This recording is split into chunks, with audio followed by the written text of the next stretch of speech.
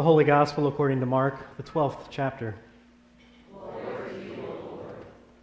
As Jesus taught, he said, "Beware of the scribes who like to walk around in long robes and to be greeted with respect in the marketplaces, and to have the best seats in the synagogues and places of honor at banquets.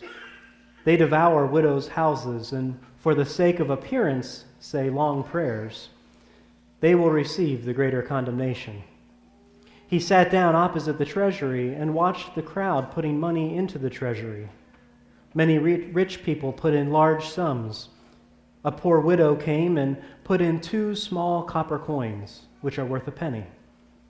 Then he called his disciples and said to them, "Truly I tell you, this poor widow has put in more than all those who are contributing to the treasury.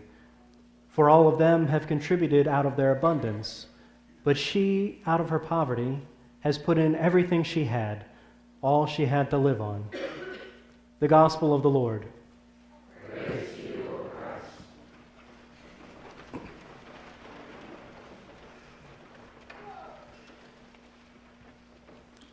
Has there ever been a day when you have felt completely and utterly spent? You know what I'm talking about. I can't get the wheels in my brain spinning again kind of spent. Or the can't get off the couch or out of bed kind of spent. Or the you want me to do what kind of spent.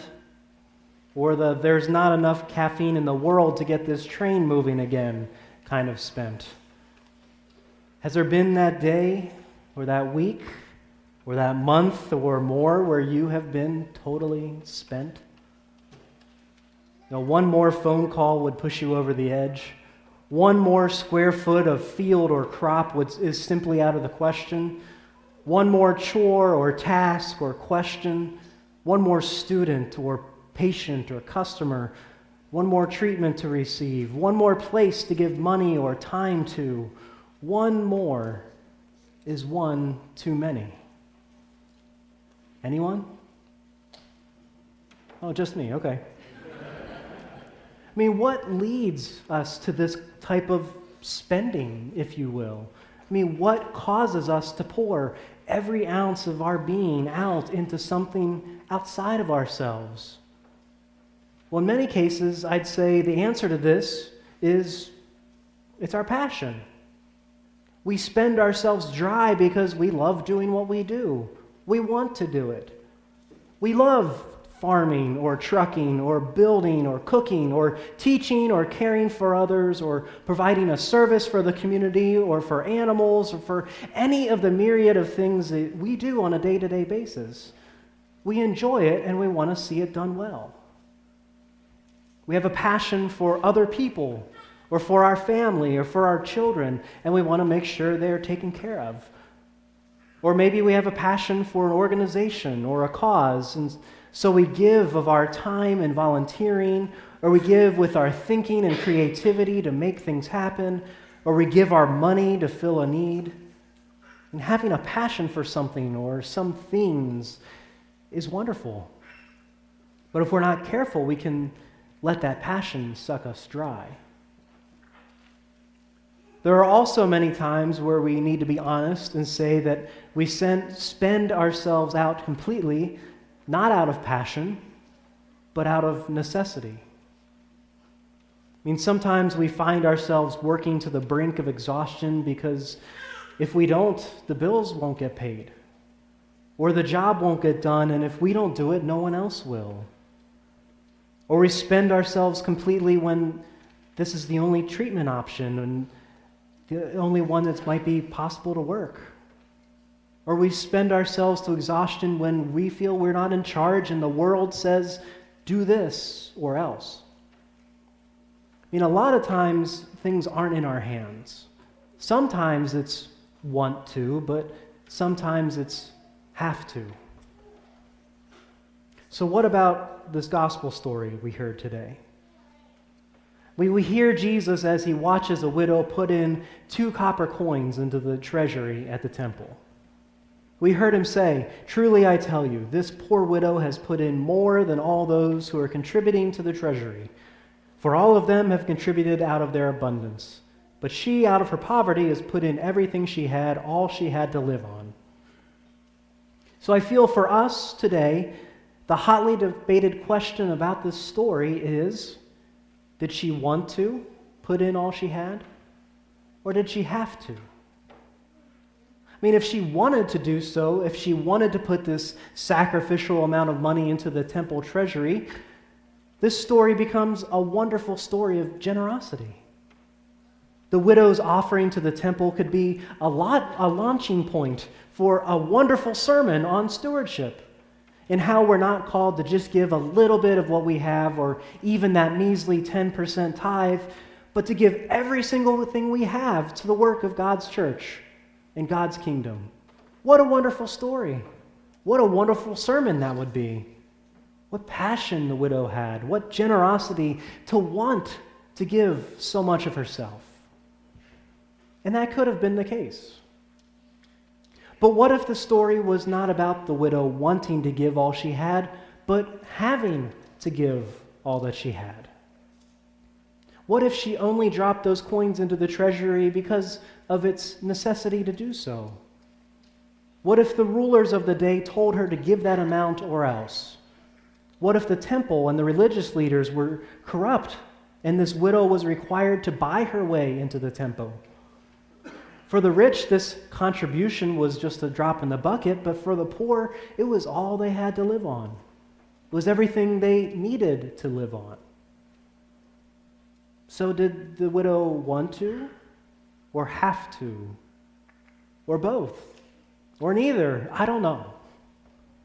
I mean, this is the last account in the Gospel of Mark about Jesus' public ministry.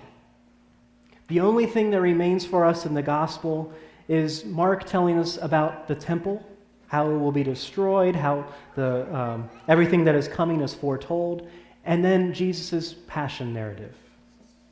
So this story about the scribes and authorities and the widow, this is kind of a turning point in Mark that starts us down the path to the end. So could it be that what Jesus sees in this widow is what we are to see in Jesus? If she gives out of passion, she gives because it's part of who she is, and she wants to do so. If she gives out of necessity, she gives because there's no other option. I mean, the ways of the world can be such that giving all is the only option. So again, did the widow do it because she wanted to or because she had to? I think you'll find cases for either way. So I think what's most important for us today is that she did give all that she had. We read the widow gave all she had to live on, but I think that's a weak way to say it. I've seen other translations that are a little better, but really the original Greek, points to this widow not giving just her what she had, but her whole life. Not just money, everything. Which, of course, would remind us of Jesus. All throughout Jesus' time on earth, all throughout his public ministry, he spent and gave all that he could. Why? Well, in one case, it was his passion. As the Son of God, as God in the flesh, walking and dwelling among us, he loved because he was God. He was passionate about the people he walked with, both the scribe and the widow, the Pharisee and Sadducee, the tax collector, the prostitute, the Jew, the Greek, everyone. He continues to be passionate about us, you and me.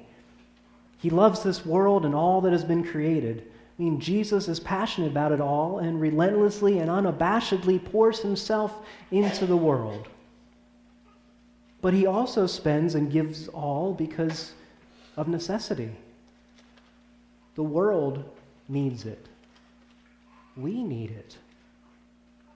The sin and brokenness that pervaded all of creation needed to be shown that it does not and will not win.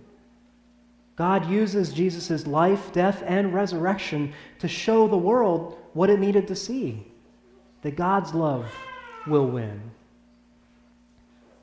And so, like the widow, we follow Jesus in that very same way. We give our whole life and live our whole life to God and to the world. Because, one, we should be passionate about it.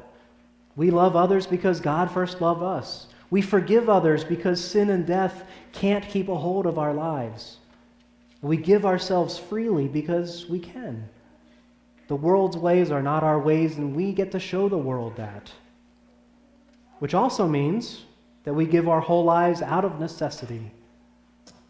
The world still needs our witness to the love and light of God.